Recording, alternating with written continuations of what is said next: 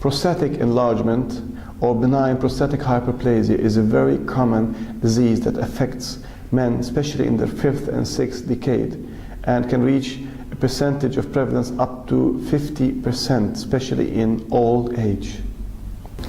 The prostate being present below the urinary bladder and surrounding the upper urethra, which is the lower urinary tract passages, its enlargement causes some sort of pressure on these urinary passages, leading to a lot of symptoms. The most common symptoms with benign prostatic enlargement or benign prostatic hyperplasia is frequency. The patient starts to micturate more often, difficulty in micturation, which we call dysuria.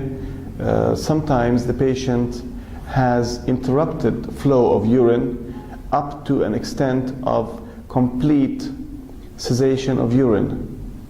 Common symptoms of prostatic enlargement are usually lower urinary tract obstruction symptoms. The most common could be difficulty in micturation, increased frequency of micturation among men, especially at night, interrupted flow of urine, and sometimes you reach an extent of acute urinary retention and the patient cannot urinate at all.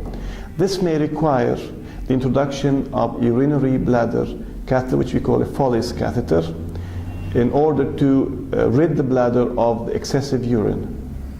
Traditional methods of diagnosis include medical examination by the doctor, and this is usually followed by ultrasound examination to confirm the size and the enlargement of the prostate.